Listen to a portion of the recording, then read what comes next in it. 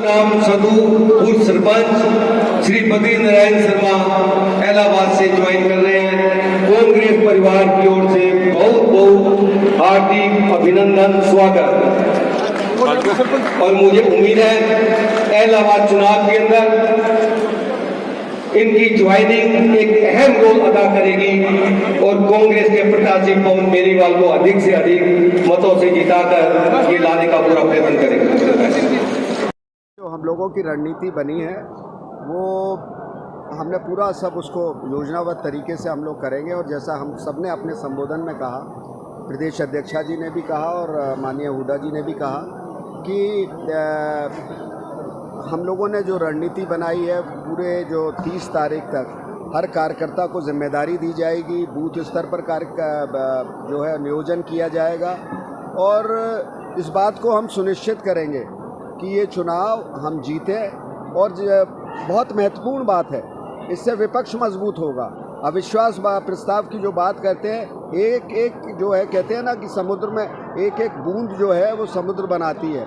तो हम सब लोग अगर एक एक विधायक हमारे उसमें वृद्धि होगी तो हम सब लोगों की हमारी इसमें विपक्ष की ताकत बढ़ेगी और इस सरकार की जो कारगुजारियाँ हैं उसको हम लोग और मजबूती के साथ उजागर कर सकेंगे।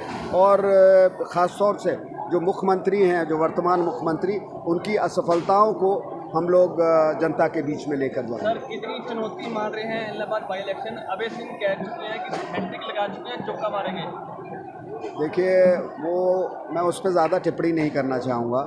जैसा कि अभी बात आई थी, अविश्वास प्रस्ताव में वो इस्तीफ़ा दे देते हैं जब आता है, और उन्होंने ही ये इस बात को कृषि बिलों को लेकर इस्तीफ़ा दिया था।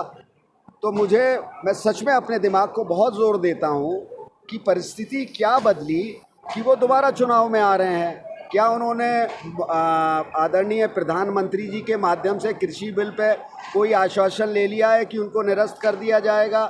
और अगर ऐसा नहीं है कि स्थिति यथातथ जस की तस बनी हुई है, तो फिर किस बात को लेकर वो चुनाव लड़ रहे हैं?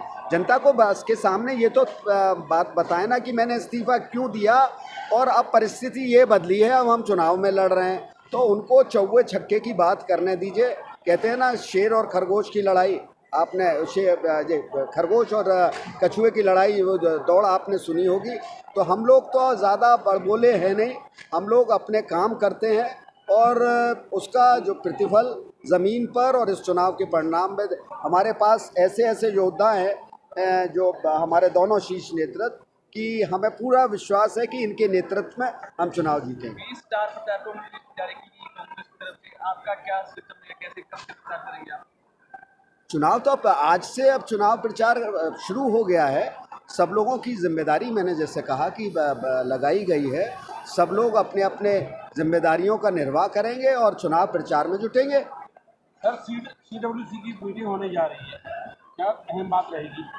देखिए, उसमें कुछ मुद्दे हैं, वो सभी CWC की बैठक ही अपने आप में अहम होती है, तो उसके दूरगामी परिणाम होते हैं। महत्वपूर्ण विषय है जिनको लेकर चर्चा होगी और उसको आपको जब वो बैठक संपन्न होगी तो आपको खुद ब खुद पता चलेगा क्या उसमें लिया जाएगा। अब देखिए, इस पर तो मैं अभी कुछ कि कौन लिया जाएगा कौन, अभी मैंने कहा ना कि जब बैठक में विचार विमर्श होगा, सब मुद्दों पर विचार विमर्श होगा और जो उसका निष्कर्ष निकलेगा आप लोगों के सामने आएगा। तो कांग्रेस पार्टी की किससे आपके उम्मीदवार की टक्कर मान हैं आप? हम तो अब देखिए, अगर आप स्पष्ट रूप से पूछना चाहें और स्पष्टता के साथ हम ये कहेंगे कि हमें इस समय ऐसा महसूस होता है कि हमारे सामने कोई टक्कर नहीं। Thank you sir. कितना आश्वस्त दिखाई दे रहे हैं इलाहाबाद बाई इलेक्शन को लेकर? बिल्कुल, लोगों का जो हमें रिएक्शन मिल रहा है और हमारे कार्यकर्ताओं का उत्साह ये दिखा रहा है कि ये चुनाव कांग्रेस पार्टी जीत रही। लेकिन ओवर कॉन्फिडेंस से मैं नहीं कह रही, ज़मीन की जो स्थिति हमने देखी है और दिन प्रतिदिन जैसे कांग्रेस पार्टी का ग्राफ बढ़ता जा रहा है, मुझे पूरा विश्वास है, लोगों का मन है कि ये चुनाव कांग्रेस को जिताएंगे। पूर्व मंत्री जगदीश नेहरा के आने से कितनी मजबूती मिली? बहुत अच्छी बात है, हमारे पुराने कांग्रेस पार्टी के स्तंभ रहे हैं और अब उनकी घर वापसी हुई है, पूरी मजबूती मिलेगी। ये पहले यहाँ से चुनाव लड़ भी चुके, पूरे एरिया को अच्छे से जानते हैं। लोक दल को अच्छी टक्कर यहाँ पे कोई मुख्य रूप से देता था वो जगदीश नेहरा जी थे। अमित रमेश बाबू भी बीजेपी ज्वाइन कर चुके हैं। अब देखिए, अब तो उनको लोगों के बीच में जाना मुश्किल हो जाएगा।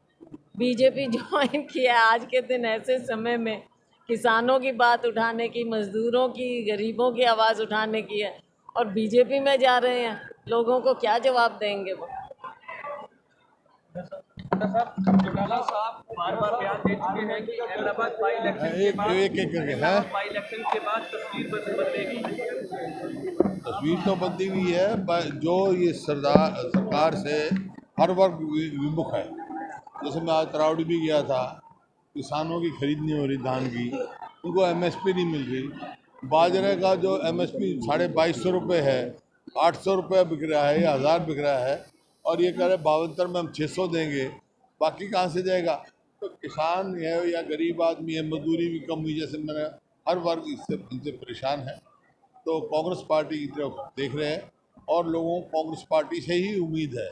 तो यहाँ बाई इलेक्शन में कांग्रेस पार्टी की जीत होगी।